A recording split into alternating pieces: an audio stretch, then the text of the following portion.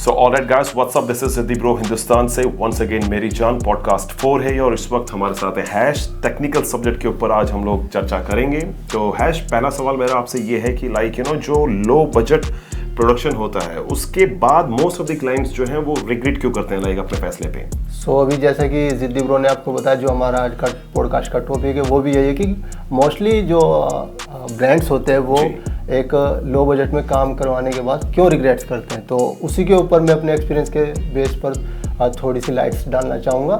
और इसको अगर मैं थोड़ा डीपली बताना चाहूँ तो लाइक कोई भी ब्रांड होता है या कोई भी क्लाइंट होता है, अगर उसके पास एक प्रॉपर स्टोरी बोर्ड है और वो उसके बेस पर ही वर्क करना चाहता है और वो चाहता है कि भाई मुझे एग्जैक्ट यही चीज़ चाहिए, तो मैं उसको यही सजेस्ट करूँगा कि वो एक एक्सपीरियंस्ड बंदे से काम कराए और एक्सपीरियंस्ड जो कोई कंपनी है उससे वर्क कराए, जिनके पास अच्छे इक्विपमेंट्स हो, एक्सपीरियंस अच्छा हो, जिनका वर्क प्रोफाइल भी अच्छा हो। वहाँ पर वो बजट को उतना, हालांकि बजट देखना चाहिए, सबका एक अपना स्पेसिफिक बजट होता है, बट यहाँ वही बात है कि अगर आपके पास एक प्रॉपर स्टोरी बोर्ड है, आपके एक थॉट है कि भाई मुझे यही वर्क चाहिए, तो वहाँ पर बजट को थोड़ा सा कम दिमाग में रखें, अपने काम को ज़्यादा दिमाग में रखें और उसी के बेस पर उन्हें अपने जो वेंडर्स होते हैं उनको चुनना चाहिए और उनको ही वर्क देना चाहिए। क्योंकि कई बार क्या होता है कि लोग नए बंदों को काम दे देते हैं, उनका ना तो वो काम देखते और वो जस्ट पैसों के बेस पर काम दे देते हैं और उसके बाद उनको वो रिजल्ट नहीं मिलते, तो फिर उनको एंड में रिग्रेट ही करना पड़ता है और फिर वो घूम फिर के उन्हीं बंदों के पास जाते हैं जो प्रॉपर एक तरीके से कैसे कह सकते हैं कि एक्सपीरियंस रखते हैं अपने फील्ड का। एग्जैक्टली। सो हैश, मेरा दूसरा सवाल आपसे ये है, क्योंकि मार्केट में वेंडर्स बहुत सारे अवेलेबल है, लाइक हर कोई अपनी अपनी सर्विसेज प्रोवाइड कर रहा है। तो अगर जैसे हमारे पास कोई क्लाइंट आता है या फिर कोई ब्रांड आ रहा है हमारे पास, तो हम उनको जस्टिफाई कैसे करें कि कि अगर ये इतना चार्ज है इस पर्टिकुलर सर्विसेज का या प्रोडक्शन कॉस्ट अगर उसकी हाई जा रही है, तो उसमें कैसे वो उन जो ब्रांड है वो अपने आप को सेल्फ कन्विंस कर पाएंगे कि मतलब why should I pay that much amount of money to you if I have another alternative in front of me? बिल्कुल, मैं आपका क्वेश्चन समझ गया हूँ। आप समझ गए? हाँ। तो इसमें क्या होता है, देखिए ये थोड़ी जो बात आती है इकोसिस्टम के। इकोसिस्टम से मतलब ये कि जैसे कि आजकल ये जो ब्रांड्स है प्रमोशन काफ़ी कराने लगे और लोग हैं जो बोल सकते, क्लाइंट्स बोल सकते हैं, वो भी काफ़ी ज़्यादा वर्क करने लगते हैं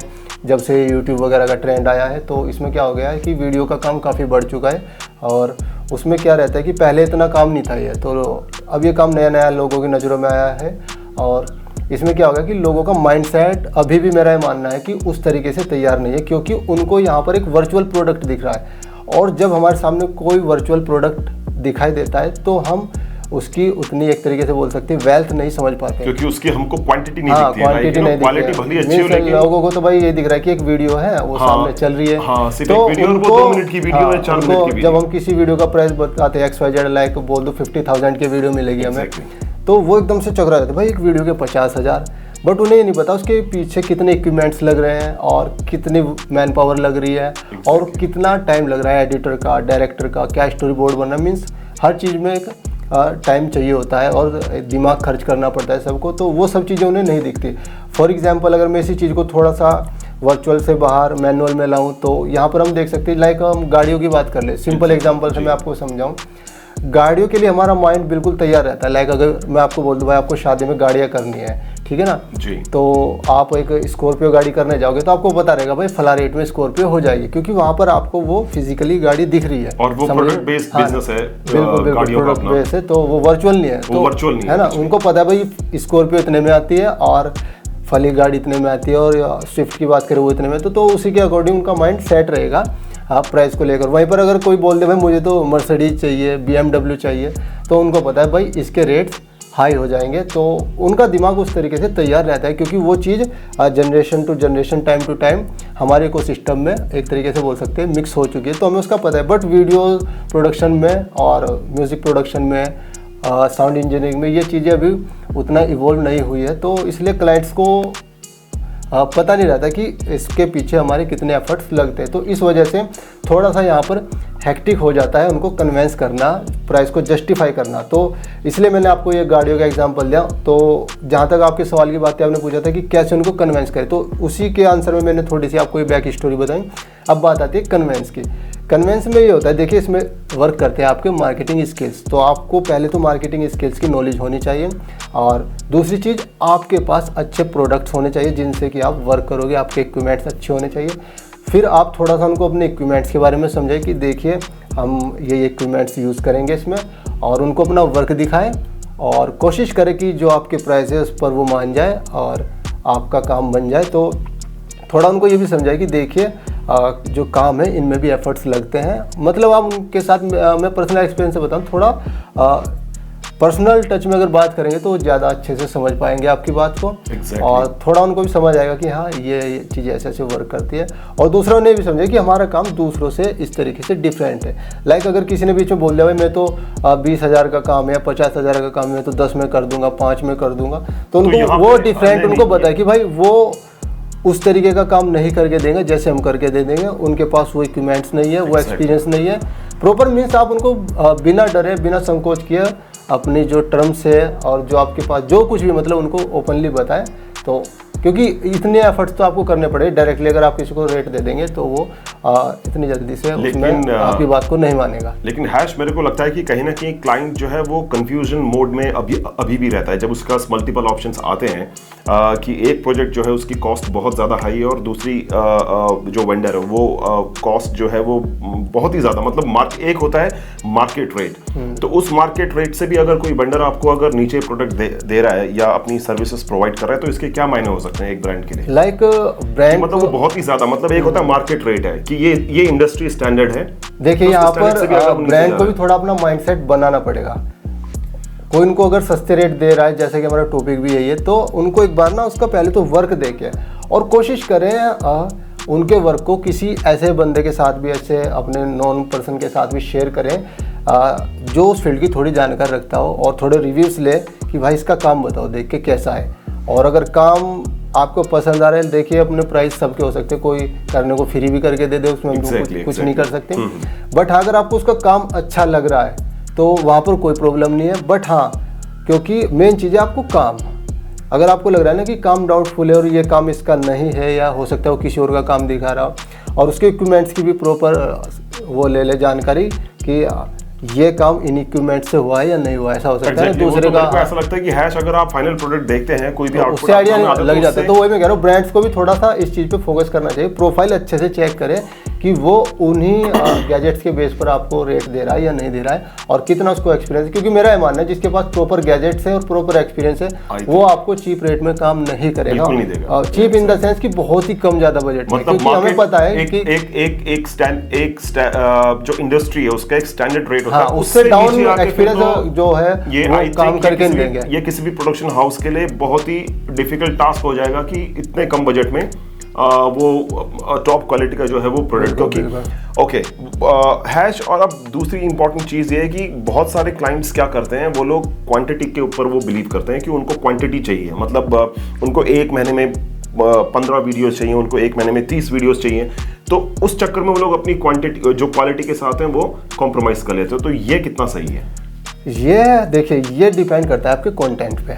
लाइक मेरा ये मानना है, अगर आपका कंटेंट इंफॉर्मेटिव ज़्यादा है ना, वहाँ पर आप ज़्यादा नॉलेज प्रोवाइड करा रहे हो लिसनर्स को, और ये डिमांड है कि आपको डेली लाइक हम पॉडकास्ट को ले लें, है ना, कि हमें डेली पॉडकास्ट डालनी है। अगर हम ऐसा ब्रांडिंग वीडियोस आप उठा के देख लो, तो मीन्स जहाँ पर हमें लग रहा है कि हाँ भाई हमें ज़्यादा कंटेंट डालना है, क्योंकि कई बार लोगों में थोड़ी सी गलतफहमी रहती है कि उनको लगता है कि डेली ही कंटेंट डालना है। नहीं, ऐसा बिल्कुल नहीं है।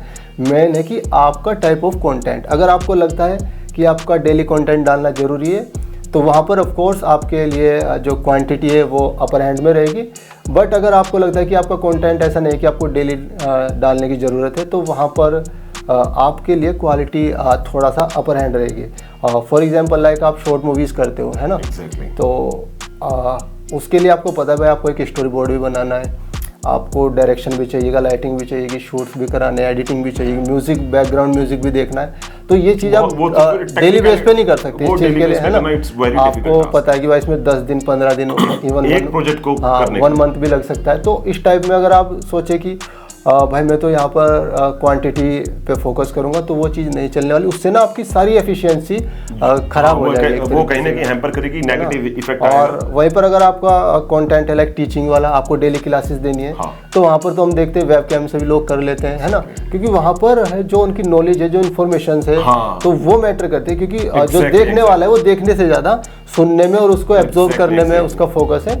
तो वहाँ पर आपको क्वांटिटी पे फोकस करना चाहिए, बट वहाँ पर भी मेरा मानना है आप अपनी थोड़ा ऑडियो और वीडियो इतना तो रखे कि देखने वाला बोर ना हो, अच्छी क्वालिटी का, अच्छी क्वालिटी के लगे। मोबाइल से भी कर रहे हैं तो मोबाइल भी आपके थोड़े अच्छी क्वालिटी के कैमरेज वाले हो, तो अराउंड 18-20 हज़ार में ठीक ठाक मोबाइल मिलते हैं, तो उनकी रेंज के मोबाइल से आप वर्क कर सकते हैं। तो यही है क्वांटिटी वर्सेस क्वालिटी। हैश और एक और चीज़ मेरे को जानना है ये कि जो क्वालिटी ऑफ कंटेंट, जो वैराइटीज ऑफ कंटेंट अवेलेबल हैं, लाइक यू नो अगर कोई एक ब्रांड है जो YouTube में बहुत ज़्यादा एक्टिव है और वही ब्रांड जो है वो Instagram में भी ज़्यादा एक्टिव होना चाह रहा है, हालांकि मैंने ऐसे बहुत सारे ब्रांड्स देखे जो YouTube में तो सही है लेकिन Instagram में उनकी इतनी रीच नहीं है, तो उन ब्रांड्स को आप क्या बोलना चाहेंगे कि दोनों ही टाइप के कंटेंट्स में क्या फ़र्क है और दोनों के रेट्स में कितना वेरिएशन आ सकता है? लाइक देखिए, जब से रील्स वगैरह आई हैं तब से हम देख सकते हैं कि इंस्टाग्राम पर भी काफ़ी ट्रैफिक आ चुका है।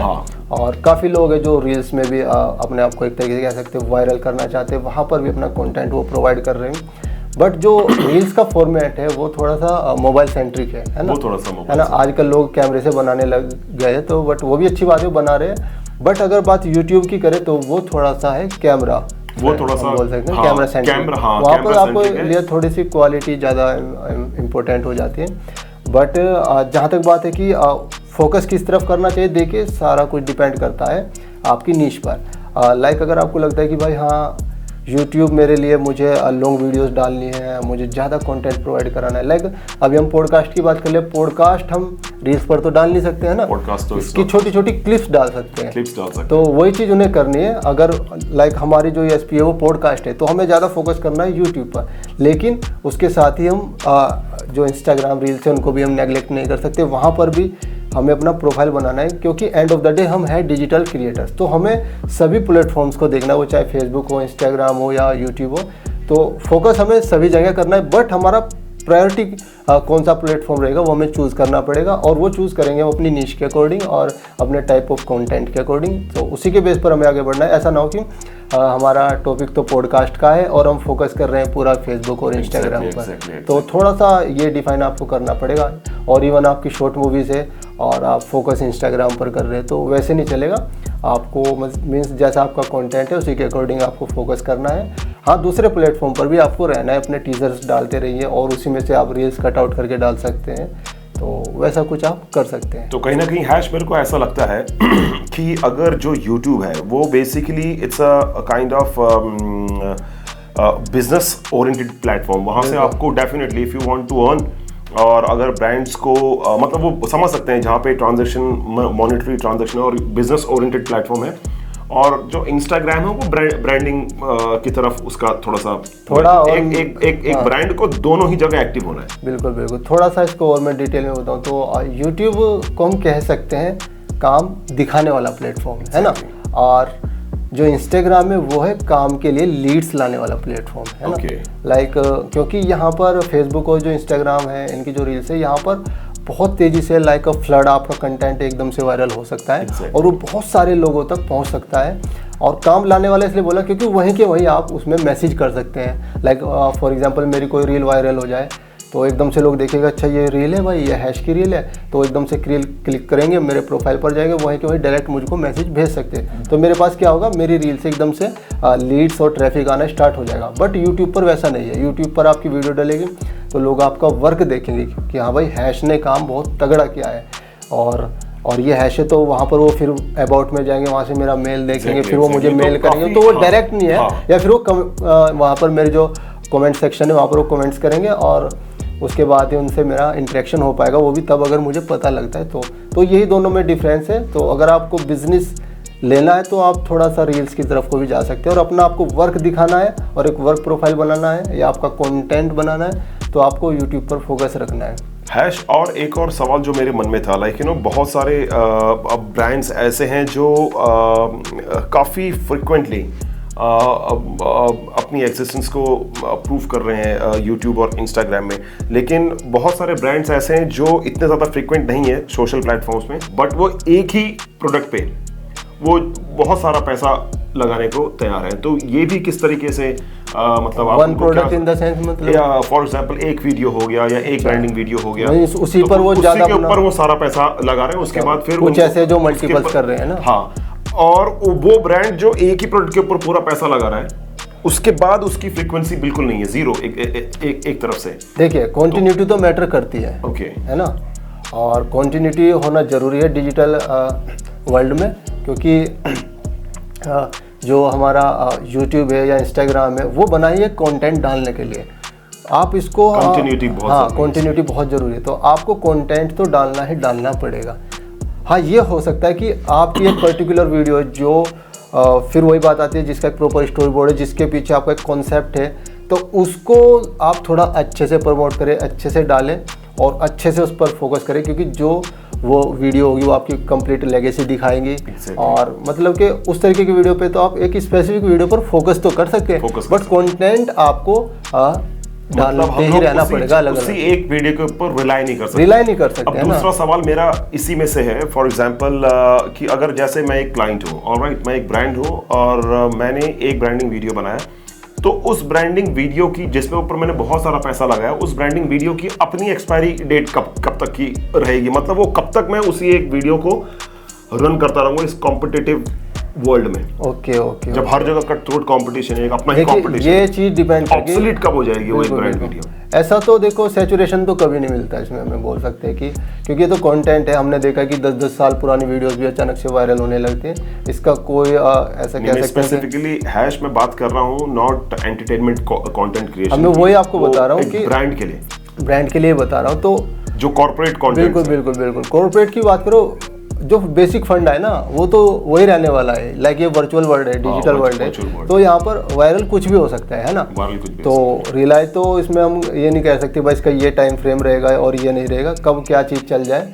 हाँ, बट ये है कि अगर एक जर्नल टाइम फ्रेम की बात करें तो लाइक अगर आपका कोई प्रोडक्ट है, वो सीजनिंग प्रोडक्ट है, तो उस सीज़न में उसकी डिमांड ज़्यादा रहेगी, तो उस टाइम पर उस पर आप देखेंगे कि थोड़ा ट्रैफिक ज़्यादा है ना। बाकी कंटेंट तो लाइफ टाइम आपका चलता रहेगा, तो ऐसा इसमें मैं नहीं बोल सकता कि वो वीडियो थोड़े दिन बाद ये हो जाएगी, मीन्स गारंटी नहीं ले सकते। बट ये है कि हाँ, अगर वो वीडियो नहीं चलेगी, मोस्टली हम देखें तो आपके अराउंड 2-3-4 मंथ में वो वीडियो आपकी डाउन चली जाएगी, और है ना। बाकी अगर कोई अच्छी वीडियो चलने वाली तो रेगुलर आपकी चलती रहेगी। और हैश मेरे को एक चीज बताएं, वोकल सिटी प्रोडक्शन, अगर कोई आके आपसे पूछता है कि लाइक यू नो कि वोकल सिटी प्रोडक्शन ही क्यों, लाइक मतलब आप में ऐसा क्या है जो और प्रोडक्शन हाउसेस में मतलब वो लोग मुहैया नहीं करा पाते हैं मोस्ट ऑफ द ब्रांड्स को, शायद इसलिए आपके इतने सारे कॉर्पोरेट क्लाइंट्स हैं। देखिए वो तो वही बात हो जाएगी अपने मुंह में मीठ नहीं, लेकिन कुछ एक यूएसपी तो होगी। बिल्कुल यूएसपी है हमारा एक्सपीरियंस, और क्लाइंट तक जो ये रीच पहुंची है आपकी। हमारा एक्सपीरियंस 10 साल का एक्सपीरियंस है हमें, तो आसपास तो हमें शायद ही कोई इतने एक्सपीरियंस का होगा जो इस फील्ड में वर्क कर रहा है।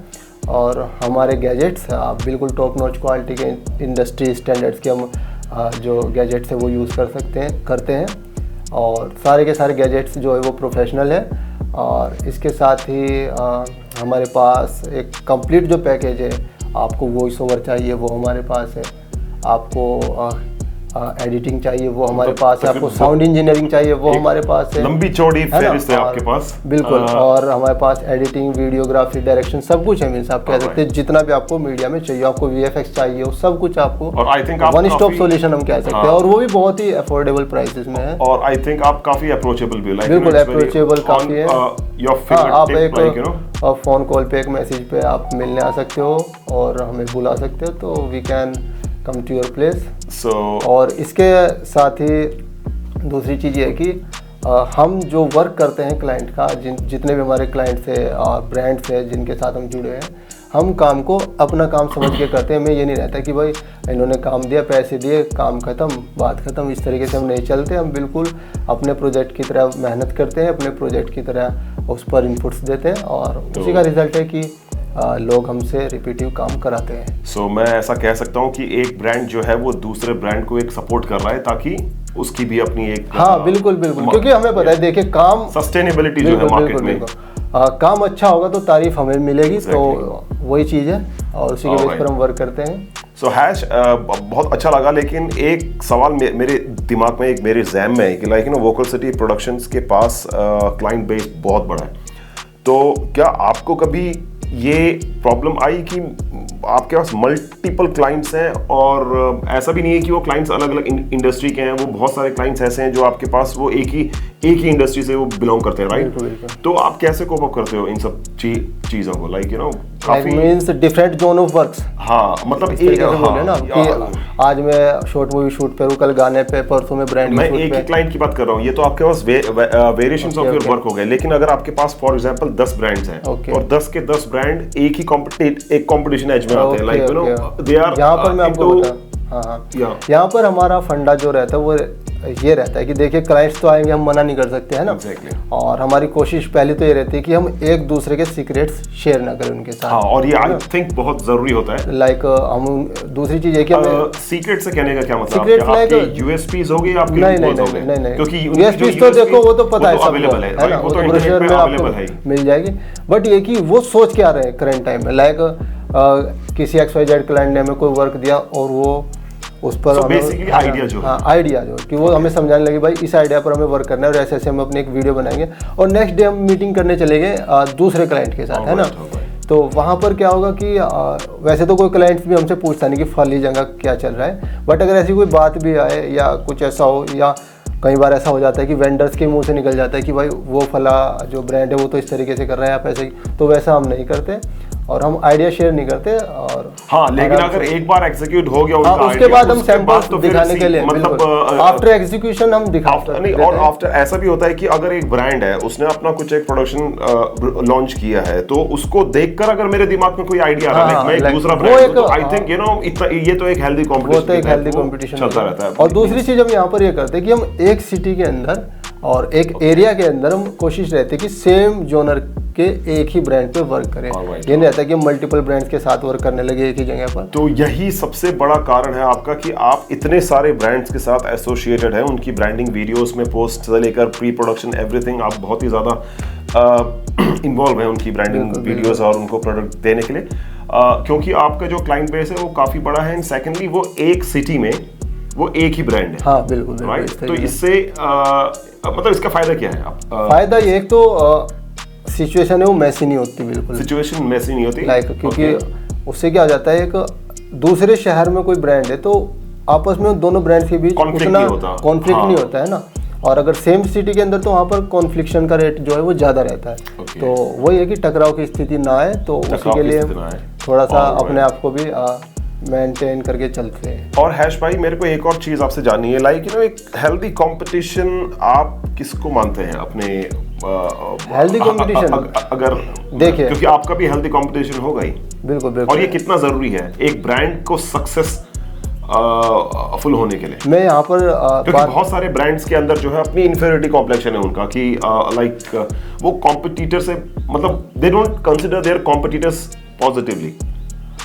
अगर स्पेसिफिकली मैं कंपटीशन के ऊपर बात करूँ ना, तो मेरा यहाँ पर जो सोचना है वो ये है कि लाइक देखिए, एक आदमी तो फसल को काटने की सोचता है और एक सोचता है बीज बोने की, है ना।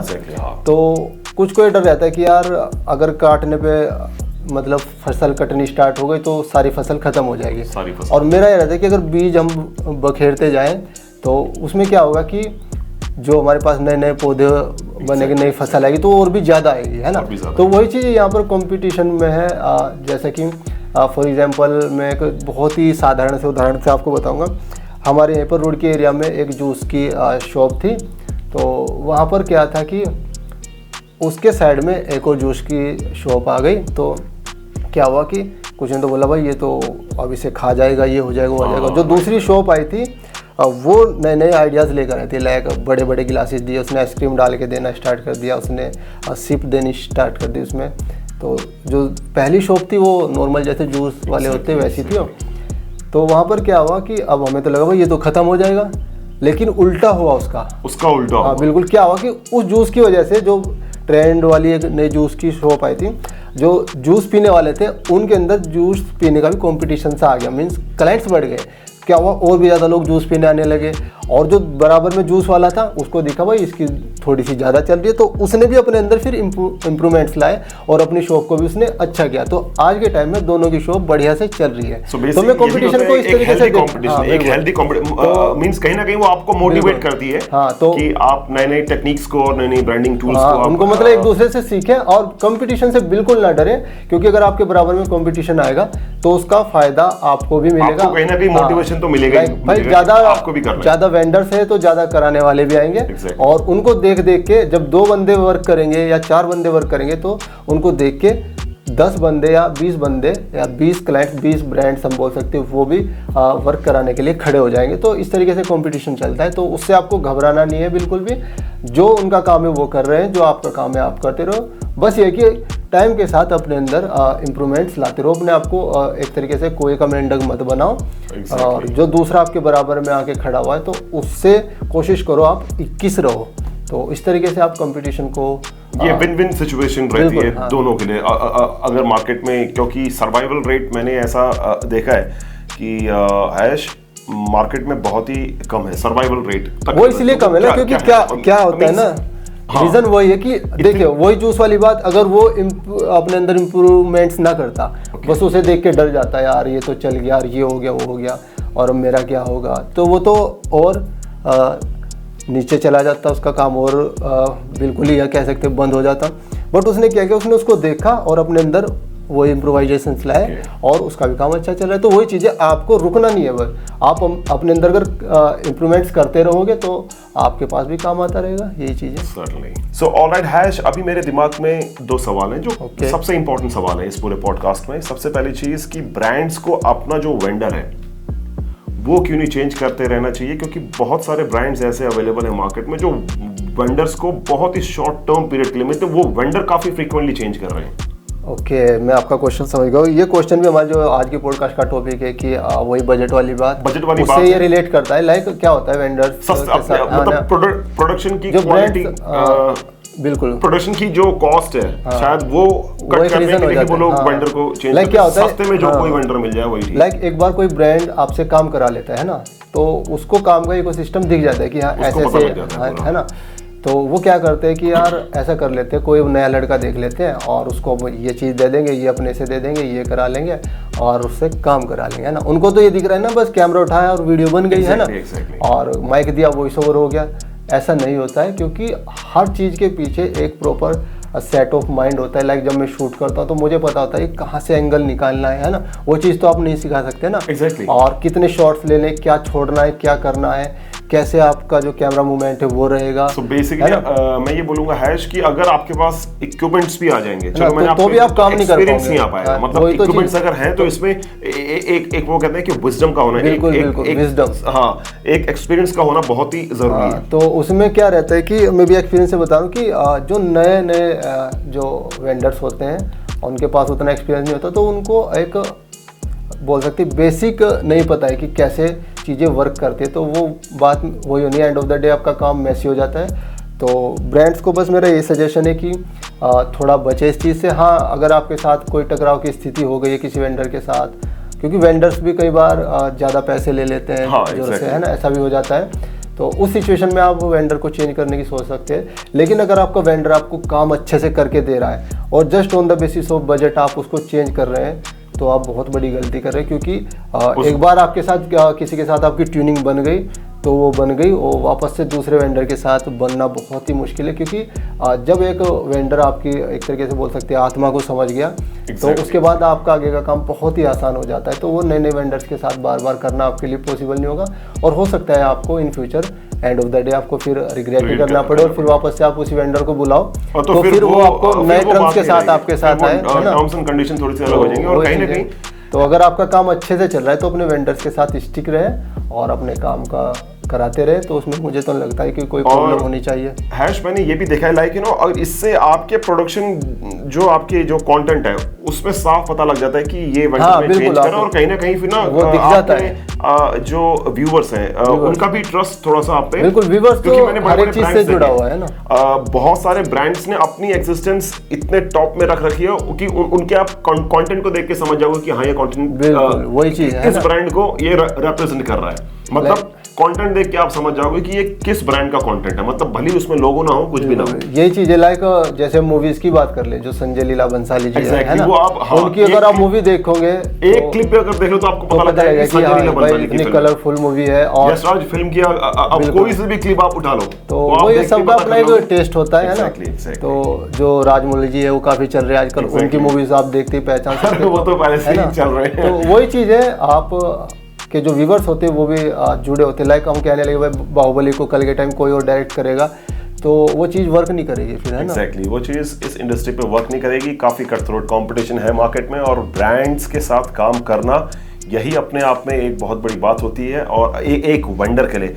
सो ऑलराइट हैश, अब हम अपने टॉपिक पे वापस आते हैं कि फाइनल प्रोडक्ट बनने के बाद क्लाइंट को रिग्रेट क्यों होता है कि वो क्या वो मतलब सेटिस्फाई क्यों नहीं हो पाता अपने फाइनल प्रोडक्ट को देखने के बाद। लाइक देखिए, अगर आपने बजट को और क्या उसके दिमाग में बजट ही घूमता रहता है? बिल्कुल बिल्कुल। अगर आपने सिर्फ पैसे को देखकर अपना प्रोजेक्ट किसी दूसरे वेंडर को दे दिया है ना, और वेंडर है वो नया, ठीक है ना, उसके पास वो इक्विपमेंट्स भी नहीं है।